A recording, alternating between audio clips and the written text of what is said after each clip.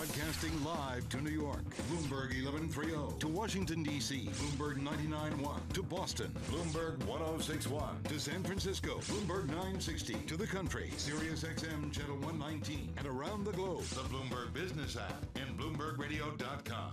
This is Bloomberg Business Week. Yes, indeed. You are listening to Bloomberg Business Week. Carol Massar along with Tim Stanovic of Bloomberg Quick Take. And we have to talk about the Moderna news. Like I said, every Monday it seems like we're getting some vaccine news. Which is good. It shows progress. So we're going to get back to Dr. Sandra Galea over at Boston University School of Public Health. First of all, though, back to the trading day and Charlie Pellet. Thank you very much. Final trading day of November. We've got the Dow, the S&P, and Nasdaq all in retreat. Stocks falling from records as investors assess the prospects for risk assets after a blistering month-long rally. Crude oil is declining. S&P down the most in a week, but it does remain on track for its best month since April. S&P down 22, a drop of 0.6%. The Dow down 344, lower by 1.1%, and Nasdaq is down 18, a drop there of 0.2%. 10-year yield 0.83%. We've got gold down 0.4, 17.80 the ounce. West Texas Intermediate crude down 0.4%, 45.35 a barrel on WTI. As we've been reporting, Moderna is requesting clearance for its coronavirus vaccine in the U.S. and Europe after a new analysis showed the vaccine was highly effective in preventing COVID-19 with no serious safety problems. Dr. Joshua Sharfstein is Vice Dean of the Bloomberg Johns Hopkins School of Public Health, and on Bloomberg Television this morning he told us this is going to be a busy period for FDA regulators. Well, I think we're going to see some very important meetings happening over the next week or so. In the United States, convened by the Food and Drug Administration, where the companies will be presenting their data. The FDA will be presenting its own analysis of the company's data, and independent advisors will be giving their opinion. And I think with each sort of turn of the wheel of review, hopefully that will be an opportunity for people to peer in, really understand what's going on, and have confidence. That's what I'm hoping for. The Johns Hopkins Bloomberg School of Public Health is supported by Michael R. Bloomberg, founder of Bloomberg LP and Bloomberg Philanthropies. Moderna shares, they are up by 17.4% right now. Pfizer shares up by 2.4%, and shares of BioNTech, they are pushing higher by 10.6%. Novavax's stock has reversed a pre-market drop and is now higher following other companies developing COVID-19 vaccines after the company said a study in the UK reached full enrollment and will have results soon. Novavax shares up now by 10.5%. Recapping, stocks lower, S&P down 22, a drop of 0.6%. I'm Charlie Pellet. That is a Bloomberg Business Flash. Thank you, Charlie Pellet. All right, we want to get right back to Dr. Sandra Galea, Dean and Professor at Boston University School of Public Health, author of Pained, Uncomfortable Conversations About the Public's Health. It is Bloomberg Business Week. Carol Massar, along with Tim Stanovic of Bloomberg Quick Take. So we got to talk Moderna. Yeah, I mean, you heard Charlie just now saying shares of Moderna are higher by 17% on this. Yeah, investors pretty enthusiastic about it. So, Dr. Galea, so here we are, Moderna, a second press release. Someone said to me, or I was listening to an interview earlier, a second press release in 2 weeks, but they've still not released some really key data points. Tell me how you read the Moderna news. Well, I think there's no way of reading it but as very good news. Okay. Now, of course, we still need to know some of the fine print, but Moderna and Pfizer both use similar approaches to come up with very similar answers in terms of effectiveness. This is really dramatically good news. It uses mRNA technology, which didn't exist for a vaccine as recently as a year ago. So I do think that it makes COVID a triumph of biomedical science. Of course, it leaves COVID an utter failure of a lot of other forms of science, social sciences, and a lot of ways in which we've controlled it, but that's another discussion.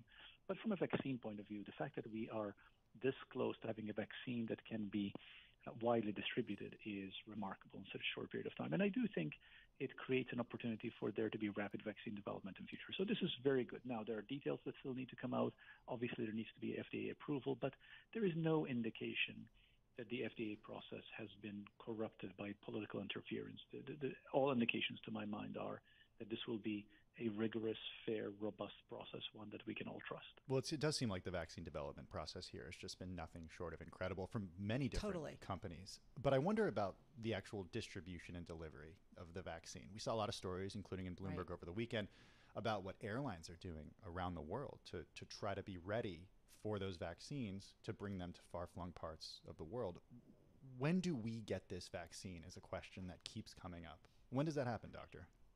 Well, when you heard the chair of Operation Warp Speed speaking, I think it was today or yesterday, he said that he anticipates the first people to get vaccinated December 9th or 10th. That is essentially a week and a half. And that doesn't seem unreasonable. Now, that, of course, is quite different than when you and Carol and I will be getting it. Right. But I think it's reasonable to say that assuming that there are no unanticipated hurdles, that there will be widespread vaccination by Q2 of 2021. So that means in spring of 2021. Now, the question is, when do we get to a functional normal? And functional normal means enough of us are vaccinated to get to herd immunity. And herd immunity probably means about 70% of us. And that we're looking at maybe summer. What about when it comes to kids? Because one issue that these trials have is who is in the trials and who's not in these clinical trials, right? Like not pregnant women and not kids. So what is the vaccine development process like and distribution process when kids start getting new vaccines? Yeah, and these are some of the questions that the FDA will have to be addressing, and we'll see what emerges from that. I don't know the details of the data that are collected. My anticipation is that there will be guidance on that, and that there will be groups like pregnant women, for example. But the FDA will have to look at the side effect profile and make a determination about for whom is the vaccine safe. Dr. Galea, I'm amazed at the amount of people who are smart, educated, who come up to me and like, will you take the vaccine? Like, there's a lot of nervousness. I was having conversations this morning, like, right? Not the typical anti-vaxxer crowd having these questions. Right. So are you worried about that? Well. Yeah. It worries me. I suppose my hope, Carol, is that once the vaccine is no longer sort of this mythical object in the clouds, once it becomes concrete, once we start seeing people taking it, once you see the president-elect or president take it, then it will remove a lot of that fear, a lot of that stigma. Now, will there be some segment of the population that will not take it? Yes. But remember, we don't need everybody to take it. We really need herd immunity, maybe 70% of people. It would be nicer if it's higher. So we do not need everybody to take it. So I'm on the National Endowment for the Arts, National Endowment for the Humanities, and because I Googled Elvis Presley polio shot. Remember that iconic shot of him getting the polio vaccine? I imagine right now we're going to have like Instagram influencers who are actually getting the vaccine, and I think that would actually go a long way, and I think we need public health officials thinking about how we can get this message out to the general public. Right, and getting communities.